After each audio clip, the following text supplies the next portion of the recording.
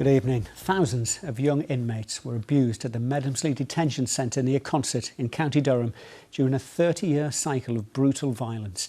Young men, some of them convicted of only minor crimes, were subjected to physical and sexual abuse between the late 1960s and the late 1980s. The prison closed in 1987 and 8 former members of staff were jailed, but questions remained over how the abuse could have happened. Well, today the government told the prison's ombudsman to launch a new independent investigation. Medomsley's many victims hope it might finally give them some answers, as Mark Denton reports.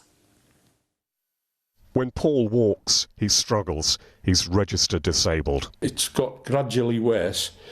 I'm not nowhere near what I should be at my age. Paul is 66 now, but sustained injuries that still affect his walking when he was a teenager at the Medomsley Detention Centre near Consett.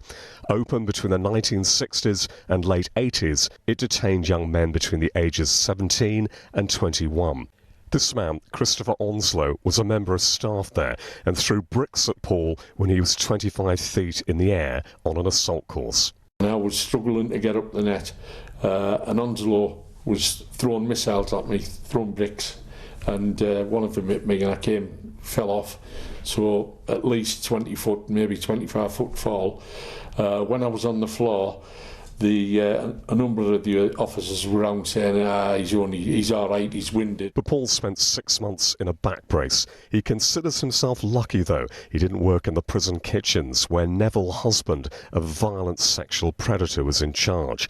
8 former members of staff were convicted of sexual assault and misconduct in a public office. Yet still the questions remain. Today, the Ministry of Justice announced the Prisons and Probation Ombudsman will conduct a special investigation. How much was known by the prison service, police officers, probation service, and NHS? And when did they know it? One victim of Neville Husband, who's waived his right to anonymity, welcomed today's developments, but called for a full public inquiry. An inquiry is an inquiry. This does not have the power to turn around and demand or itself notice to a governor to appear in front of them in a week's time to give evidence.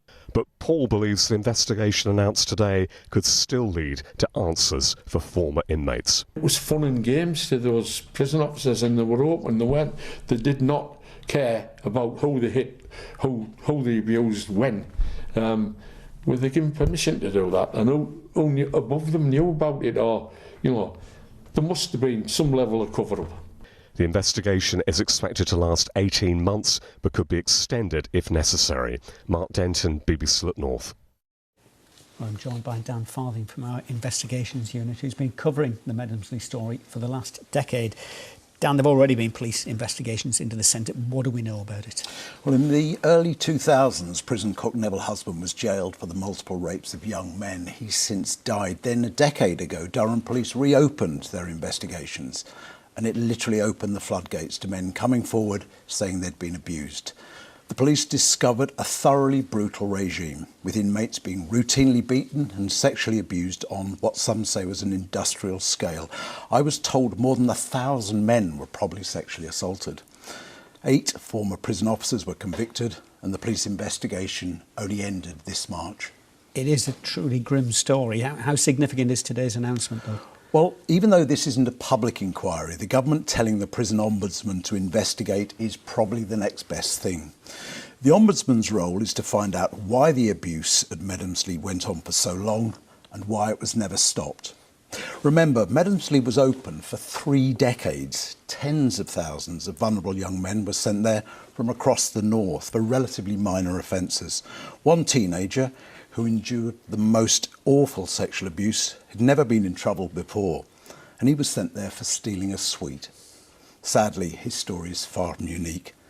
The inquiry team is currently being assembled, but it won't report back until next year at the very earliest. OK, Dan, thank you.